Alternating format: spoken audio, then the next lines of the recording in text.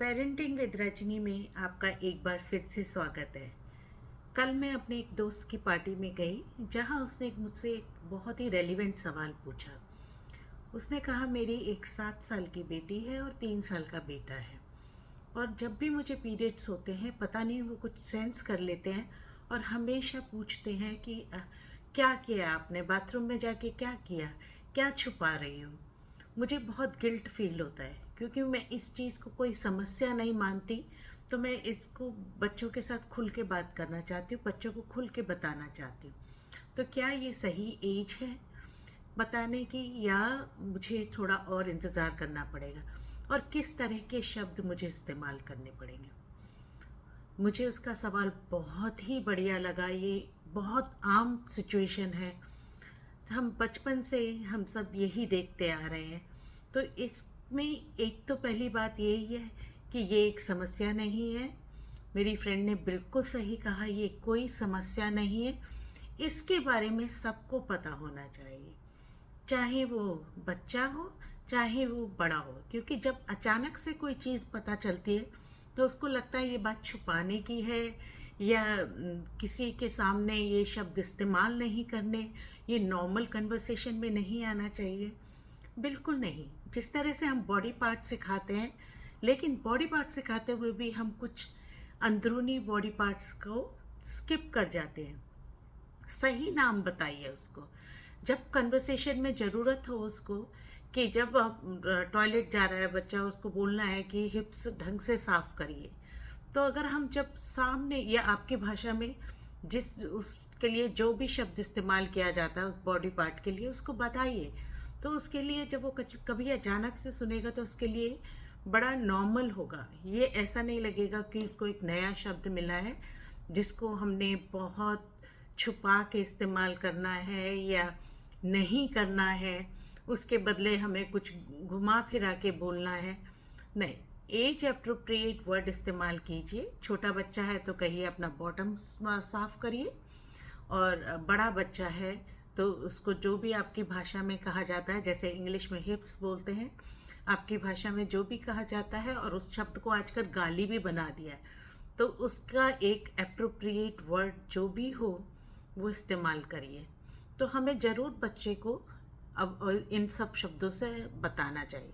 अब आती है मेरी सहेली के क्वेश्चन पे। बिल्कुल सही है, 7 साल की एज या 3 साल की एज, इससे कोई फ़र्क नहीं पड़ता। बच्चा लड़का है या लड़की है, इस बात का भी कोई फ़र्क नहीं पड़ता। हमें हर किसी को अवेयर करना है, और शुरुआत अपने ही घर से होती है।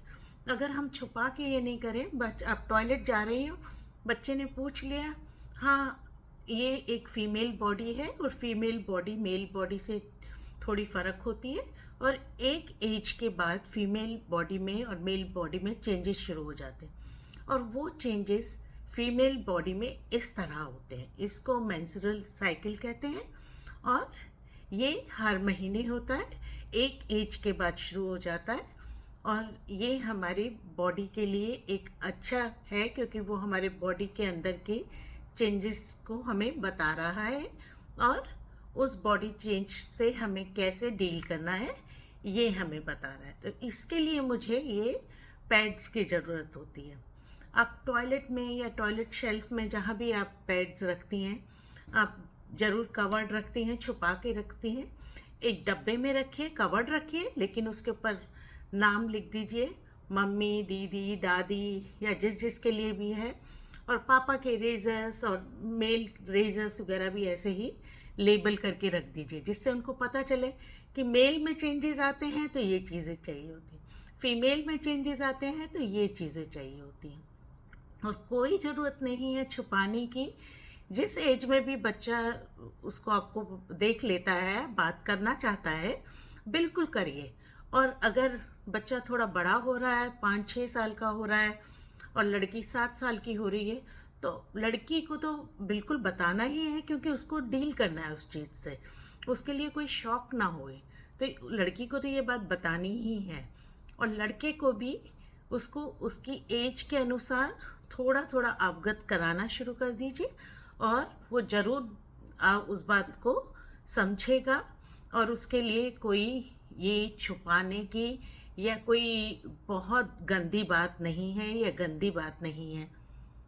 बट आप जब उनको एक्सप्लेन कर रहे हैं, उनसे बात कर रहे हैं, तो एक तो ओवर एक्सप्लेन ना मत करिए, और जब बात कर रहे हैं तो ऐसे नहीं कि कोई सुन ना ले, धीरे धीरे शब्दों में बोलें। बिल्कुल नॉर्मल, जैसे आप उन लोगों से बात करते हैं, बच्चों से जैसे नॉर्मल बात करते हैं, ऐसे ही बात करिए। अगर आप सही बताएंगे तो बच्चे को सही समझ आएगा। अगर आप दबी छिपी जबान में बोलेंगे तो बच्चे को भी लगेगा कि ये दबी छिपी ही बात है। तो इसीलिए, जबकि हम सब जानते हैं कि इस बात को, ये एक बहुत नेचुरल प्रोसेस है और इस बात को सबको पता होना चाहिए, जिससे कि ये एक समस्या ना नज़र आए। आजकल बस एक ये समस्या नज़र आती है, या पहले भी सिर्फ इसे एक समस्या की तरह देखा जाता था। तो नहीं, ये एक हमारी लाइफ का नॉर्मल प्रोसेस है। जिस तरह से बाकी चीज़ें होती हैं, ये भी एक हमारा नॉर्मल प्रोसेस है।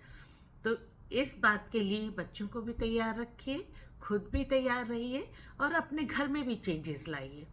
तो ऐसा, और इस तरह से करके एक हम धीरे धीरे घर से ही समाज का, अच्छे समाज का निर्माण करते हैं।